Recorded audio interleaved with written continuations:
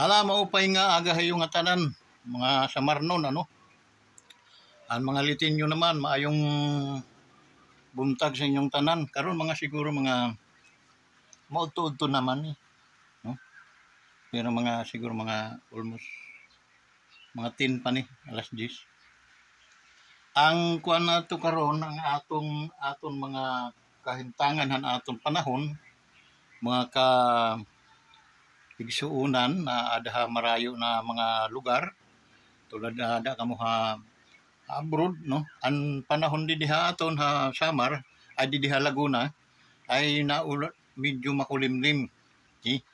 An iya uran mahina lang, no, mahinay la, pero minsan na sibol ang na ano ang adlaw, minsan nawawala naman. Okay. Amoy ni panahon ngayon di diha aton sa Pilipinas. Ambot la dito hakuan sa Tacloban, no? Liting ang Samar mauran, pero halos masirak pa nga siguro dito hera. Okay? So, shout out sa ating mga kaibigan, Tagalogin natin para maraming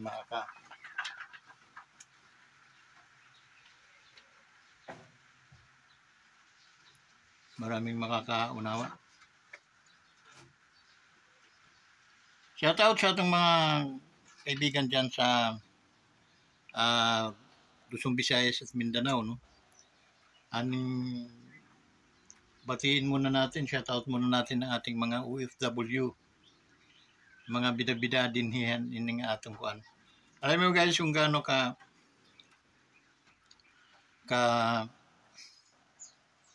tawag nito, yung mataas ang respeto namin sa mga OFW because isa kayo sa mga nag-aambag ng pag bumababa yung ating ekonomiya, andan kayo back up, okay?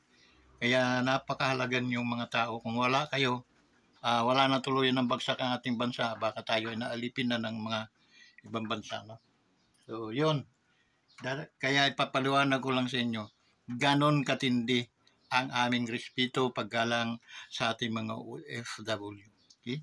Because without OFW, Philippines is nothing. Hindi kaya, okay, ng ekonomiya ng Pilipinas pag wala. Hindi kaya ng bansang Pilipinas kung wala. Hoy!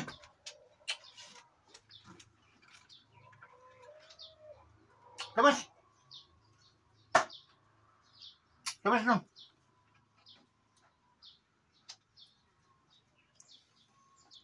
Hindi kaya ng bansang Pilipinas pag wala ang mga OFW. Ganoon kayo ka. Talaga. Okay? Kaya hindi lang kayo namin mahal. Mahal na mahal na mahal na mahal na mahal kayo namin. Guys, shout out sa inyong lahat. Kaingatan kayo ng ating Panginoon. Sana kung mayroon kayong mga suliranin, mga kayo ay nakakaramdam ng kalungkutan, nakakaramdam kayo ng mga homesick, ika nga, ay mag-comment kayo dito kay Kawanders, okay? At tayo ay magkikwentuhan. Handa po kaming makipagkwentuhan sa inyo at unawain, okay, ang inyong mga pangangailangan at suliranin. Okay? So, kung ano man ang aming may tutulong, makakatulong kami. Mag-subscribe lang kayo dito sa ating YouTube channel, mga OFW.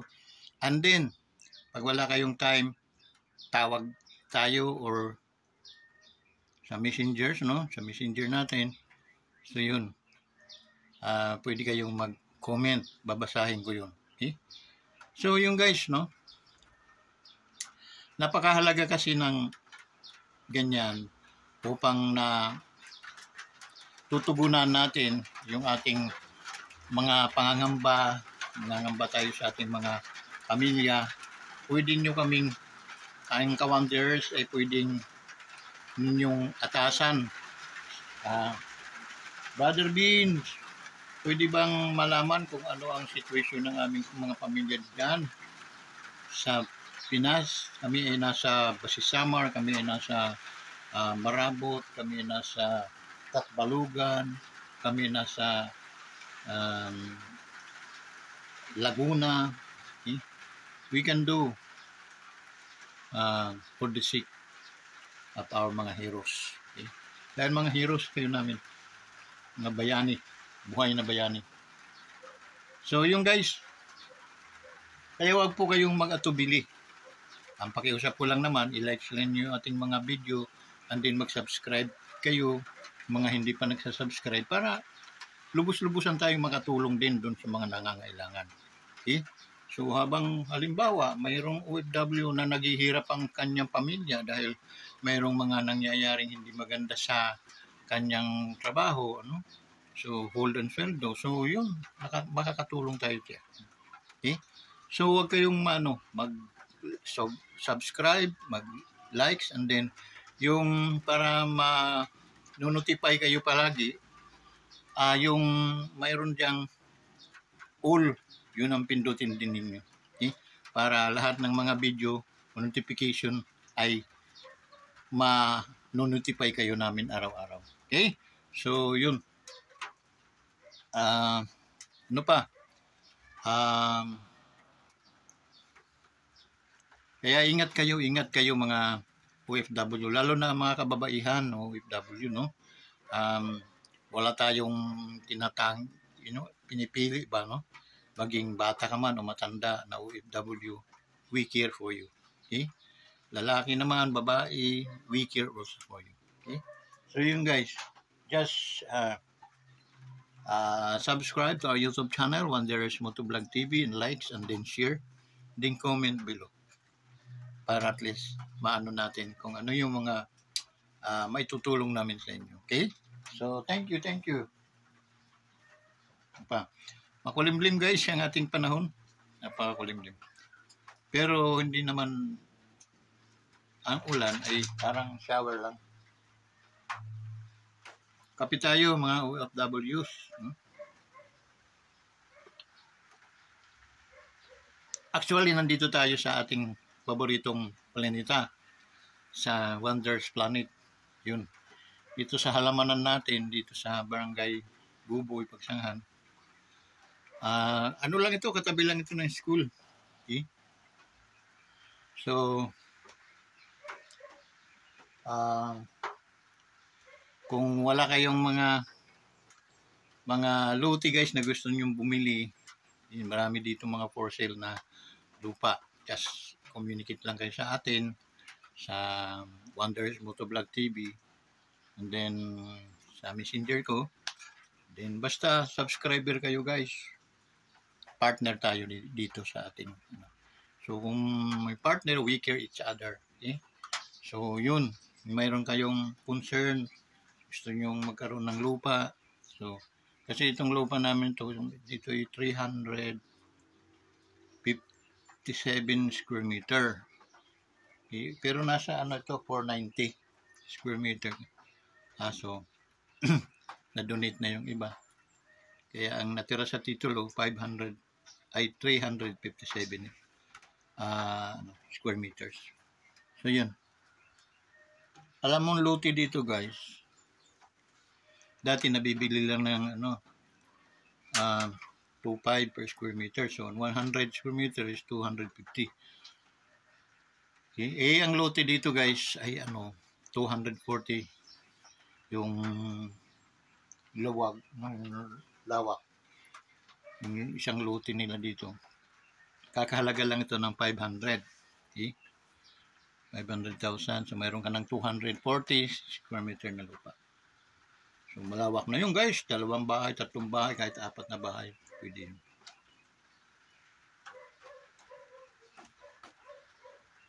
Kung nakaipon ka na, gusto mong patayan ng upahan o apartment, pwede. Kahit mga 4 na pinto.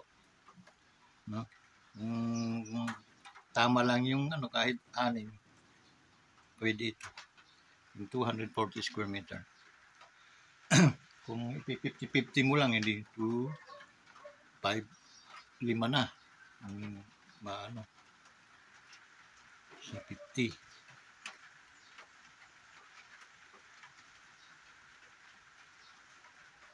Yung isa 40. So 5 ka pinto. Marami na yun. Pag 2 to 5 mo, adi mayroon kang 5 to 5, 10,000. 12,500 ang iyong kikitain buwan-buwan. Oh. So, sabihin mo, hindi na ako babalik. Mayroon na akong tatanggapin na buwan-buwan, sisingilin. Okay? Na ganun. Okay na yun. Okay? And pwede ka nang, yung isa, kukunin mo, at the same time, gawa ka ng tindahan. So, yun. Buhay na kayo noon. Okay? Kaya nang magpaaral ng anak noon. Kasi ang pag-aaral ngayon dito, hindi naman hindi na tawag noon. Kumbaga, hindi na katulad noon na nauubaran talaga mga magulang namin noon. Nakakaawa. Paaral ng mga anak tapos talagang hindi na makabili ng sarili nilang mga damit. Kaya ng mga magulang ko noon, kaya nakakaano. Isang reason din na hindi ako nagtapos. Dahil nga, hirap na hirap yung magulang ko rin. Imagine, nagpang-abot kami 5. Yeah. Sa bawat baon na binibigay ng magulang namin, parang nakakaano, tanggapin. Kaya ang ginawa ko, maaga ako naghanap buhay.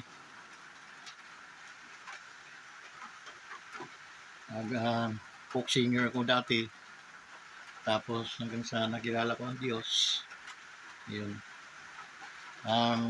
Hindi man ako nakahawak ngayon ng fellowship o ng church. Okay lang. Marami namang paraan ang paglingkod sa Panginoon. Diyan sa mga OFWs natin, ang ating mga minamahal na OFWs, hindi po lahat ng ay pagiging isang pinuno o ano. Hindi po. Maraming paraan ang paglingkod sa ating Panginoon. Okay? So, yun guys. No? At pag kayo ay nagtiwala sa Diyos, maraming mga bukas na pinto ang darating sa iyo. Mamimili ka ngayon sa mga magaganda destination ng iyong life. Because yun ang gusto ng Panginoon, ang tayo ay mag-success sa ating paroonan. So yun. Kaya wag po kayong mabigani, wag po kayong mahamba. Oras na kayo ay nasa mga pangangailangan, nasa trouble, no? Wala pong taong makakatulong sa inyong ng tunay na tulong kundi ang Panginoon lang. Okay? Matuto tayong magtiwala, hindi sa tao, kundi magtiwala tayo sa Panginoon. Okay? Trust in the Lord. Okay? With all your heart. Okay? And if once na ikaw naman ay nasa mga kagipitan, God is always, He is your refuge. Okay? Uy! Sarap! Siya ang taga-ligtas, siya ang taga-sagot sa iyong mga pangangailangan. Okay?